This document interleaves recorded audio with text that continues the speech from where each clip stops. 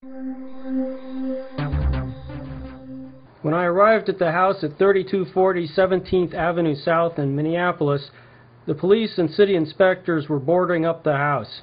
The city said they had to board up the house because the owner wasn't available, but the owner was in jail. Bruce Nestor of the National Lawyers Guild was on hand to explain what happened. I got a phone call from our legal hotline that a raid was happening.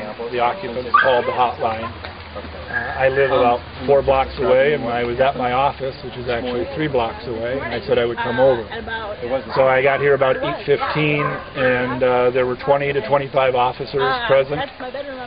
One of the first things I saw, there was an officer with a kind of an army helmet and an automatic weapon, automatic rifle over his and flak jacket coming out. A number of other officers in bulletproof vests, armed, and then a number of undercover officers. So you think the raid took place right around 8-ish? I understand it happened right around 8. The warrant did not authorize a nighttime execution. You included? And then I think off the top of my head, I think that means they got to wait until 8 a.m. to do it. Have you seen the warrant? I have. What did it say? The warrant, it wasn't the application for the warrant to establish probable cause. It just describes what can be searched for. It was very broad. I'd say one category of stuff was political literature, computers, notebooks, that type of information. The second category kind of would be common household items, paint, spray paint, twine, cardboard, and then it ran all the way up to Molotov cocktails or preparations for Molotov cocktails. So it was a very broad warrant basically authorizing the seizure of all computers, MP3 players, any electronic device, any political literature, many common household items. So they did take some things and left with items out of this home? They did. They seized cash from the home. They seized, I just had a brief chance to view the inventory before we sent it off to be copied. They took foam mattresses. They took old tires. They took cans of paint thinner. I saw the truck. It was loaded with stuff that's in my garage right now. So are you representing? I represent the homeowner, Monica Bicking, B-I-C-K-I-N-G. B-I-C-K-I-N-G. I was present. So there were 13 people in the home. 10 were released within about an hour. They were all forced to lie face down. They were all handcuffed. They were handcuffed throughout the duration of the search, and then 10 of them were released one by one. 3 people out of this home were arrested, and I was told by Sergeant J. Maher, M-A-H-E-R, of Ramsey County Special Investigations Intelligence Unit, that those individuals were being charged with conspiracy to commit riot.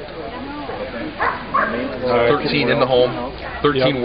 were placed under some sort of supervision. 13 were detained, 3 were arrested. 3 were arrested. And according to the Hennepin County jail records, they're being held on probable cause, which means no formal charge has been issued, no complaint has been reviewed or signed by a prosecutor or a judge, but the police have just detained these people.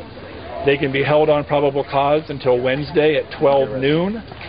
In my view, this is a preventive detention action by the Ramsey County Sheriff's Department. It's designed to keep people off the streets. It's designed to scare people from participating in protest activity. The single best thing that other citizens can do is to speak out against these violations of people's rights and to come out in the streets and join people in a democratic exercise over the next week. This raid warranted or unwarranted then in your opinion? Look, if this raid was warranted, people would be arrested on criminal complaints. They executed a warrant last night at the Convergence Center, and I'll guarantee you, I may be wrong, but I'll guarantee you they did not seize any illegal evidence of illegal activity out of that Convergence Center. This is a politically motivated raid. The charge used here was used to prosecute the Chicago 8 in 1968. That charge, widely seen in legal circles as a politically motivated charge. Conspiracy allows you to drag in evidence of political advocacy. Really what this is about is criminalizing free speech activity and doing it without specific evidence of a crime. It's claiming that the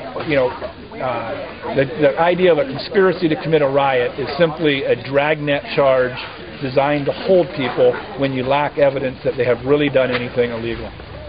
How many raids do you know of so far? 3 so far in South Minneapolis today, and then the other at the Convergence Center last night. Okay, so that's 4 then. That's right. Okay. And the Convergence Center, has that been bolted shut? Am I aware of that? It was boarded shut without authority, as I understand, but not on first-hand knowledge. Dave Thune, a St. Paul City Council person, has worked with city regulatory staff so that will be reopened by this afternoon. But again, I just heard that. I don't know that firsthand. Okay. I've got to go and speak to this guy right here. Real quick, what other groups do you represent then? I'm a president of the Minnesota chapter of the National Lawyers Guild. Yep. Most of my public comments are in that capacity, but my representation to this house is with the owner of the house. How upset are you? I mean, police do this all the time. I just need a contact from my guy. Okay.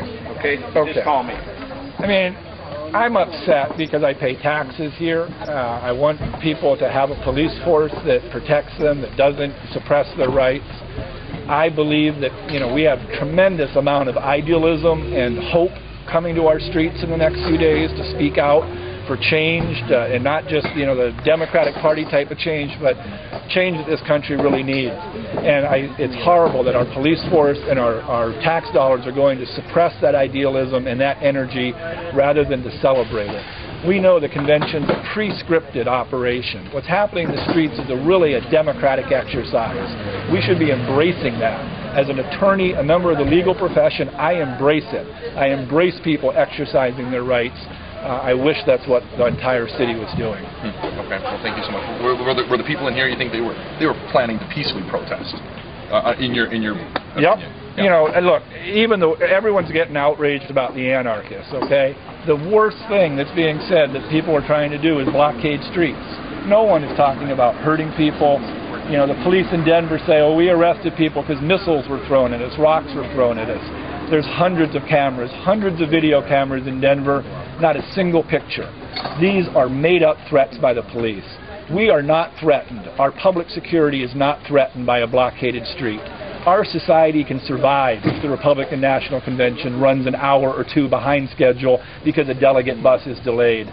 We can deal with this without violating people's rights and with recognizing that the right to protest doesn't just mean sending emails.